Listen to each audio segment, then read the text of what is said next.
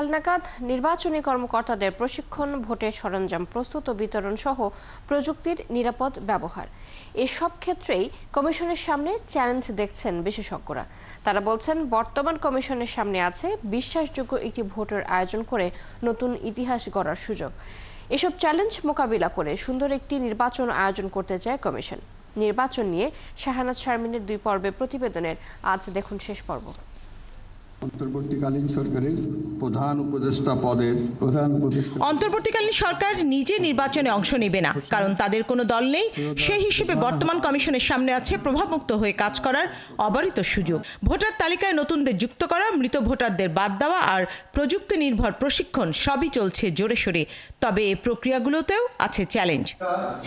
সুষ্ঠু ও নিরপেক্ষ ভোটের জন্য দলগুলোর সমঝোতা ও সহযোগিতাও জরুরি, নয়তো সুষ্ঠু ভোট সম্ভব নয়। প্রচারের মাঠে সবার জন্য সমান সুবিধা, প্রচারে কালো টাকার ব্যবহার বন্ধ, পেশি শক্তির ব্যবহার নিষিদ্ধ করা, খরচের লাগাম টানা, এসব নিশ্চিত করা পরামর্শ বিশেষজ্ঞদের। রাজনৈতিক দলগুলোকে নির্বাচনকালীন সময়ে তফসিল ঘোষণা থেকে এবং ফলাফল না হওয়া পর্যন্ত তারা কেমন ধরনের আচরণ করবে, এই জিনিসটাকে কমিশন তো নিয়ন্ত্রণ করতে পারে না, কিন্তু কমিশন তার বিধিমালা জানে, তারা মেনে চলে।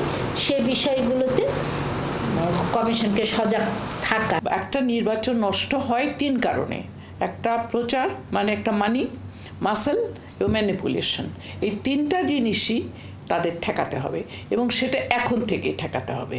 এখন আমরা এখনই দেখতে পাচ্ছি যে আমি নানান গ্রামে গঞ্জে নানান জায়গায় দেখেছি বড় বড় বিলবোর্ড, এবং এখনই তাদের নির্বাচন কমিশনের দিকে খেয়াল দিতে হবে যে প্রতি মাসে অডিটর নিয়োগ করে এখানে কত খরচ করছে এক একটা রাজনৈতিক দল এবং এক একটা প্রার্থী, সেটা তাদের এখন থেকেই খেয়াল করতে হবে। নিজের পছন্দের প্রতিনিধিকে নির্ভয়ে ভোট দিতে পারা দেশের প্রতিটি নাগরিকের সাংবিধানিক অধিকার, কিন্তু অতীতে নিজের ভোটটি নিজে দিতে না পারার অভিজ্ঞতা আছে বহু ভোটারের।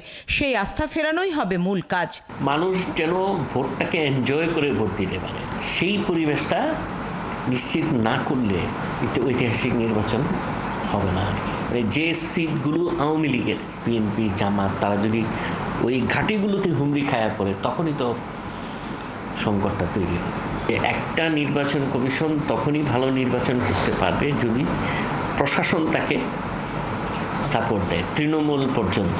নিরপেক্ষ নির্বাচন করতে চাইলে, ফ্রি অ্যান্ড ফেয়ার নির্বাচন করতে চাইলে ব্যালট বাক্স ছিনতাই, পোলিং সেন্টার দখল, এইগুলো আপনার ঠেকাইতে হবে।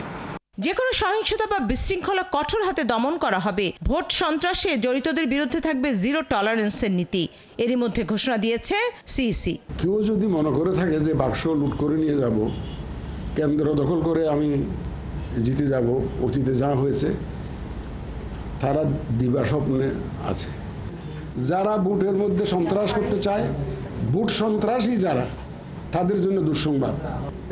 এই ব্যাপারে আমি 0 টলারেন্স, আমি বললাম দেখেন 0 টলারেন্স ইনশাআল্লাহ। সবার অংশগ্রহণে একটি প্রতিযোগিতামূলক ভোট চায় জনগণ। নির্বাচনের মাঠ প্রস্তুত হচ্ছে ধাপে ধাপে, তবে নিরপেক্ষ গ্রহণযোগ্য নির্বাচনের জন্য দরকার নিরাপত্তা আর রাজনৈতিক ঐক্যমত। শাহানাজ শারমিন, 71, ঢাকা।